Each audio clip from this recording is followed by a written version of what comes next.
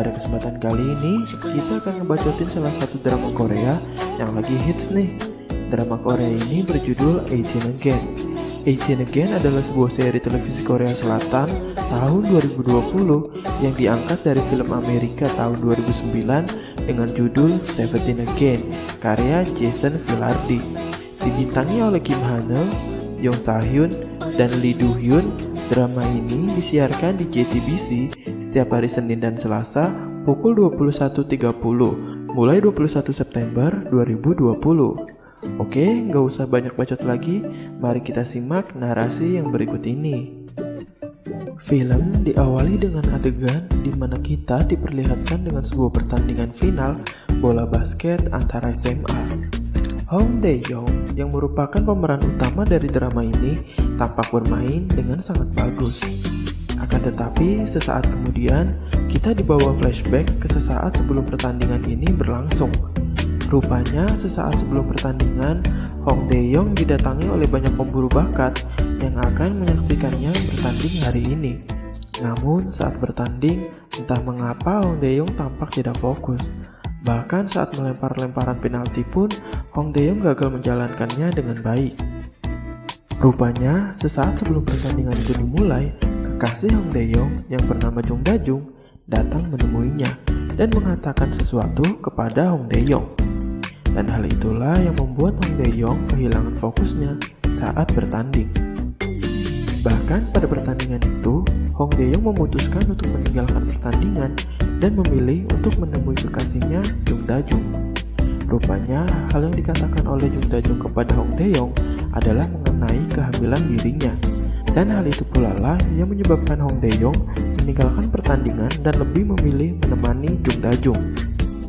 Dan setelah itu, kita pun diajak untuk melompati waktu ke masa 18 tahun setelah kejadian Hong Dae-yong meninggalkan pertandingannya dan mengejar Jung Da-jung. Pada saat ini, kita diperlihatkan sosok Hong Dae-yong yang sudah menjadi tua alias bapak-bapak. Terbangun dari tidurnya, Hong Dae-yong langsung dihadapkan dengan permasalahan yang menimpa rumah tangganya. Jung Da-jung yang kini telah menjadi istri Hong Dae-yong setelah 18 tahun pernikahan mereka, rupanya keretakan di dalam rumah tangga mereka terjadi. Sementara sahabat baik Hong Dae-yong yang bernama Go Duk-jin kini telah menjadi seorang yang sukses karena sebuah game. Rupanya Hong Dae-yong selama ini menumpang di rumah Go Duk-jin. Hal ini disebabkan karena kehidupannya setelah menikah rupanya tidak berjalan dengan baik, karena Hong Dae-yong tidak bisa memiliki pekerjaan yang layak. Kemudian ia pun digugat cerai oleh istrinya Jung Da-jung. Sementara di tempat lain, Jung Da-jung kini sedang curhat kepada sahabatnya mengenai pernikahan mereka yang berjalan sangat buruk. Kini baik Dae-yong dan juga Da-jung saling curhat kepada sahabat mereka masing-masing. Namun alih-alih dapat solusi, mereka berdua justru menjadi lebih pusing karena sahabat mereka hanya bisa membuat keadaan semakin keruh. Sesaat setelah itu, baik Dae-yong dan juga Da-jung mereka melihat iklan di sebuah stasiun TV untuk menjadi penyiar berita. Namun Da-jung rupanya pesimis dengan lowongan itu karena dirinya kini sudah berusia 37 tahun. Hong Dae-yong yang rupanya bekerja di sebuah perusahaan servis barang-barang elektronik dan juga semacam seperti cleaning service gitulah. Hari ini dia merasa sangat bersemangat karena hari ini dia akan mendapatkan sebuah promosi jabatan dari tempatnya bekerja. Oleh sebab itu, Hong Dae-yong bekerja sangat sungguh-sungguh meskipun banyak pelanggan menjengkelkan yang dia hadapi. Hingga akhirnya dia tiba di salah satu rumah pelanggannya dan melihat sebuah buku yang berjudul "Apakah Anda Ingin Muda Kembali?". Melihat buku itu, tentu saja Hong Dae-yong ingin menjadi muda kembali. Setelah itu, sang pemilik rumah akhirnya muncul dan menyuruh Hong Dae-yong untuk memperbaiki sebuah radio TV jadul. Setelah selesai diperbaiki, sang pemilik rumah memuji Hong Dae-yong karena dia pandai memperbaiki segala hal. Namun, Hong Dae-yong menjawab bahwa dia memang pandai memperbaiki segala hal. Akan tetapi, dia tidak bisa memperbaiki hubungan rumah tangganya. Kemudian, tiba-tiba sang pemilik rumah menawarkan bantuan kepada Hong Dae-yong agar dia bisa memperbaiki rumah tangganya sambil memberikan Hong Dae-yong secangkir teh. Hong Dae-yong pun meminum teh tersebut. dan kemudian menjawab tawaran sang pemilik rumah bahwa dia akan memperbaiki rumah tangganya sendiri. Sang pemilik rumah pun hanya tersenyum. Setelah itu, Hong Dae-yong menelpon kedua anaknya yang bernama Si-ah dan juga Si-woo untuk makan bersama. Akan tetapi saat makan bersama, Si-ah tampaknya sibuk dengan urusan penampilannya. Sementara Si-woo saat ditanya oleh ayahnya soal basket, Si-woo menjawab bahwa dia tidak tertarik kepada basket. Setelah itu, teman Si-ah yang bernama Bobae datang dan mengajak Si-ah untuk pergi. Sementara Si-woo yang masih makan bersama ditanya oleh Hong Dae-yong mengenai ibunya, yang dalam hal ini tentu saja istri Hong Dae-yong. Hong Dae-yong yang mengira istrinya depresi setelah perceraian justru salah. Istri Hong Dae-yong justru sangat bahagia dengan perceraiannya. Dan kemudian Si-woo pun menyarankan kepada ayahnya untuk bersikap baik kepada ibunya. Sementara istri Hong Dae-yong, Jung Da-jung, yang bekerja sebagai reporter dan pembawa berita, kini dipecat lantaran dia sudah tua. Posisinya digantikan oleh orang yang lebih muda. Sedangkan di kantor Hong Dae-yong yang mengira bahwa dia akan mendapatkan promosi justru tidak mendapatkannya, dan justru temannya lah yang mendapatkan promosi jabatan tersebut. Dan lebih parahnya, Hong Dae-yong justru dipindah tugaskan oleh bosnya ke tempat yang lebih jauh, yaitu Busan. Hong Dae-yong yang mendengar hal itu pun sangat kaget sekaligus sangat sedih. Hal ini pun membuat Hong Dae-yong mempertanyakan kepada bosnya mengenai keputusan bosnya tersebut. Dan usut punya usut, teman Hong Dae-yong yang mendapatkan promosi tersebut rupanya karena dia memiliki hubungan dengan bosnya. Mendengar hal itu, Hong Dae-yong pun hanya bisa memahaminya. Namun, Hong Dae-yong meminta kepada bosnya untuk setidaknya jangan memindahkannya ke Busan. Namun, bosnya tidak memperdulikan permohonan Hong Dae-yong. Hal ini rupanya membuat Hong Dae-yong marah. Selain tidak memperdulikan Hong Dae-yong, bosnya itu juga merendahkan Hong Dae-yong dan keluarganya. Sontak, hal itu pun membuat Hong Dae-yong semakin marah dan memutuskan untuk berhenti dari tempatnya bekerja dan memukul bosnya. Setelah itu, Hong Dae-yong pun pergi menemui istrinya untuk meminta maaf dan memohon untuk membatalkan perceraian mereka. Namun, Jung Da-jung tetap ingin melanjutkan perceraian tersebut, meskipun dia sangat sedih dengan keputusannya, karena teringat seluruh kenangan yang pernah mereka lalui bersama. Sementara itu, Hong Dae-yong yang bersedih justru pergi ke sekolahannya dulu, yaitu SMA Serim. Dan di sana ia melihat foto masa mudanya dulu, dan trofi kejuaraan yang pernah ia raih saat masih muda. Dan dia pun kembali mengenang saat muda bermain basket dahulu. Pada sebuah lemparan terakhir, Hong Dae-yong berharap bahwa dirinya bisa kembali ke masa ia muda. Dan saat Hong Dae-yong melemparnya, tiba-tiba listrik mati dan petugas sekolah kemudian datang dan menyuruhnya untuk pergi. Setelah dari sekolahnya, Hong Dae-yong mampir ke sebuah minimarket untuk membeli sebuah minuman. Namun, Hong Dae-yong merasa aneh ketika dia diminta untuk menunjukkan KTP-nya, karena di usia yang sekarang, seharusnya Hong Dae-yong tidak perlu lagi menunjukkan KTP untuk hanya sekedar membeli minuman. Dan betapa terkejutnya Hong Dae-yong saat melihat bahwa kasir minimarket tersebut adalah Si-ah yang merupakan anak Hong Dae-yong. Hong Dae-yong pun segera memarahi Si-ah, namun Si-ah menuduhnya sebagai berdebah gila karena Hong Dae-yong mengaku sebagai ayahnya. Rupanya Si-ah tidak mengenali Hong Dae-yong sebagai ayahnya karena kini Hong Dae-yong sudah berubah menjadi anak muda kembali. Hong Dae-yong yang belum sadar akan perubahan wujudnya pun terus memarahi Si-ah dan mengatakan bahwa dia adalah ayahnya. Namun betapa terkejutnya Hong Dae-yong setelah melihat sebuah cermin dan menyadari perubahan wujudnya. Si-ah yang mengiranya sebagai orang gila pun kemudian menelpon polisi, dan setelah itu Hong Dae-yong pun segera pergi.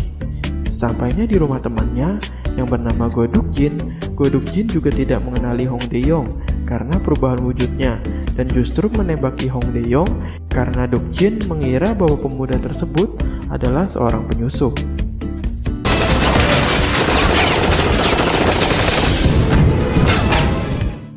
Saat sedang berkelahi dengan Duk-jin, Si-woo, putra Hong Dae-yong, menelponnya. Namun Si-ah melarangnya karena takut jika ayahnya tahu bahwa Si-ah bekerja di minimarket, ayahnya akan marah besar. Setelah berkelahi dengan Hong Dae-yong, Duk-jin yang melihat foto mereka saat muda sangat terkejut karena rupanya itu benar-benar Hong Dae-yong. Setelah itu, Duk-jin pun segera bertanya kepada Hong Dae-yong, kenapa hal itu bisa terjadi. Namun Hong Dae-yong sendiri pun tidak tahu menahu dan hanya memberitahu kronologis kejadian tersebut. Kemudian Duk-jin pun bertanya kepada Hong Dae-yong mengenai mimpi apa yang ingin diwujudkan oleh Hong Dae-yong yang kini telah menjadi muda. Hong Dae-yong pun kembali teringat saat dirinya masih muda dan menjadi pemain basket terbaik sekolahnya. Lalu Hong Dae-yong pun meminta kepada Duk-jin untuk menjadi ayahnya agar Hong Dae-yong bisa kembali bersekolah di SMA-nya tersebut. Sementara itu, Jung Da-jung yang kini sedang ada di pengadilan menunggu kehadiran Hong Dae-yong untuk menyelesaikan proses perceraian mereka. Dan saat Jung Da-jung menunggu kabar dari Hong Dae-yong, Jung Da-jung justru mendapat informasi bahwa dirinya diterima bekerja di stasiun televisi JBC sebagai seorang pembawa berita. Jung Da-jung menjadi sangat senang dan untuk sesaat melupakan masalah perceraiannya. Sementara Dok-jin dan Hong Dae-yong yang diam-diam ke rumah Jung Da-jung ternyata melihat Jung Da-jung yang pulang dalam keadaan sangat gembira. Hong Dae-yong dan Dok-jin yang tidak mengetahui bahwa Jung Da-jung menjadi bahagia karena masalah pekerjaan pun mengira bahwa dia berselingkuh. Keesokan harinya, Dok-jin membawa Hong Dae-yong pergi ke SMA Serim untuk mendaftarkan Dae-yong di sana. Dan di saat sedang berjalan menuju ruang pendaftaran, Dae-yong bersenggolan dengan seorang pemuda yang tampaknya akan memiliki peran yang cukup signifikan. Sesampainya di ruang pendaftaran, Duk-jin sangat terkesima melihat ibu guru yang sangat cantik. Akibat hal itu, Duk-jin pun menjadi sangat agresif kepada ibu guru tersebut dan terus merayu sang ibu guru. Sementara itu, Hong Dae-yong yang sekarang memperkenalkan diri sebagai Go Wo-young. Setelah itu, Wo-young pun diterima di sekolah SMA Serim dan dipersilakan untuk mulai sekolah keesokan harinya. Namun, Duk-jin yang sedang kasmaran pun menjadi bersikap sangat aneh kepada ibu guru. Keesokan harinya, saat sedang di bus, seorang wanita hamil terpaksa berdiri karena tidak kebagian kursi. Hal ini pun dilihat seorang siswi yang meminta kepada seorang laki-laki untuk memberikan tempat duduknya. Akan tetapi, bukannya memberikan tempat duduknya, sang pria tersebut menolak dan mengatakan kepada siswi tersebut bahwa dia tidak sopan. Melihat hal itu, Wo-young yang rupanya berada di dalam bis itu pun membela siswi tersebut dan membuat malu pria tadi. Selain Wo-young dan siswi tersebut, rupanya terdapat pula istri Hong Dae-yong, Jung Da-jung, dan anaknya Si-woo. Pagi itu, rupanya Da-jung ingin pergi wawancara pekerjaan yang ia terimanya tempo hari. Da-jung yang melihat seorang pemuda bisa seberani itu pun menjadi terkesima kepada Wo-young. Selain itu, siswi yang tadi dibela oleh Wo-young pun juga menjadi terkesima. Sesampainya di halte sekolah, para siswa turun, termasuk Wo-young. Akan tetapi, Da-jung terus saja memandangi Wo-young. Sementara sesampainya di kelas, ibu guru segera mengumumkan bahwa hari ini ada siswa baru di kelas mereka. Dan dia adalah Wo-young alias Hong Dae-yong muda. Dan saat Wo-young memasuki kelas, seluruh siswi bahkan siswa pun terkesima. Dan seorang siswi yang tadi dibela oleh Wo-young saat di dalam bis pun jadi sangat senang. Rupanya gadis tersebut adalah teman si A yang bernama Bo-bae. Si A yang tertidur pun tidak terlalu memperhatikannya. Namun betapa terkejutnya si A saat melihat pemuda tersebut adalah pemuda gila yang pernah mengacau di toko tempat ia bekerja. Si A pun merasa heran kenapa pemuda gila itu bisa ada di sini. Wo-young yang baru di kelas tersebut pun bertanya kepada pemuda bernama Su Ji-ho yang merupakan ketua kelas di kelas tersebut mengenai masa kecil pemuda itu. Sepertinya Hong Dae-yong lupa kalau kini dirinya adalah Wo-young. So Ji-ho yang mendengar perkataan dari Wo-young pun merasa heran dan mengiranya kalau dia pernah satu SD dengannya dulu saat kecil. Dan kemudian Wo-young dan Ji-ho pun segera berkenalan. Sementara Da-jung yang kini berada di kantor JBC untuk mengikuti ujian pembawa berita pun merasa gugup dan menelpon Hong Dae-yong. Hong Dae-yong yang kini telah menjadi Wo-young pun menerima telepon tersebut saat pelajaran sedang berlangsung.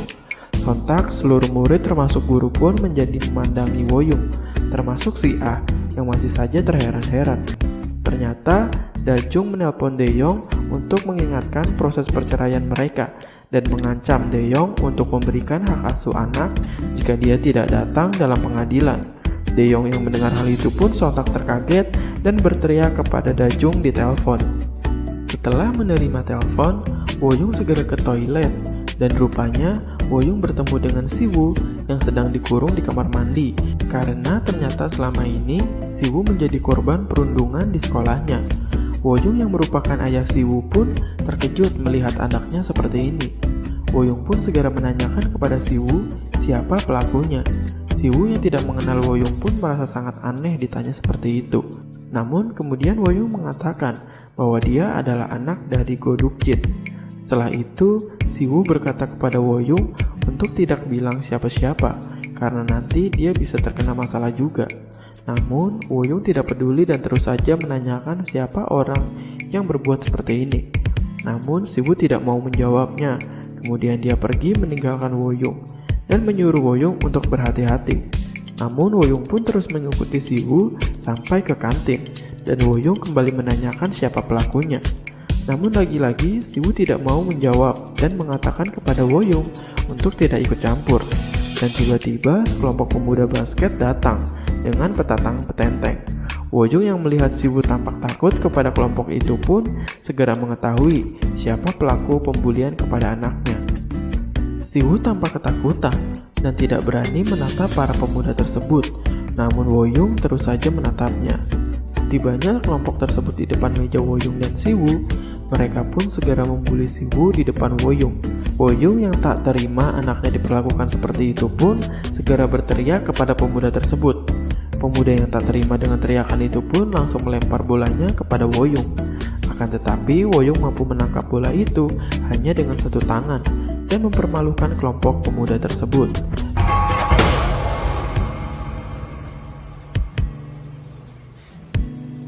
Seluruh murid yang melihat kejadian itu pun hanya terkesima, termasuk Siwoo dan juga si Ah. Dan tiba-tiba kini kita kembali dibawa mundur oleh waktu ke masa di musim gugur pada tahun 2001 alias 17 tahun yang lalu.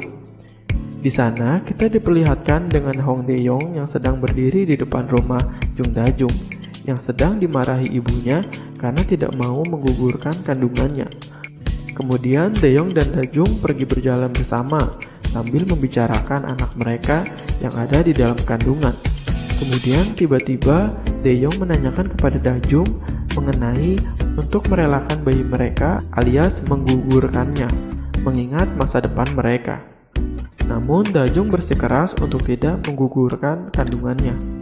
Sementara di rumah Dae-yong, rupanya Hong Dae-yong juga dimarahi oleh ayahnya dan menyuruh pacarnya untuk menggugurkan kandungannya.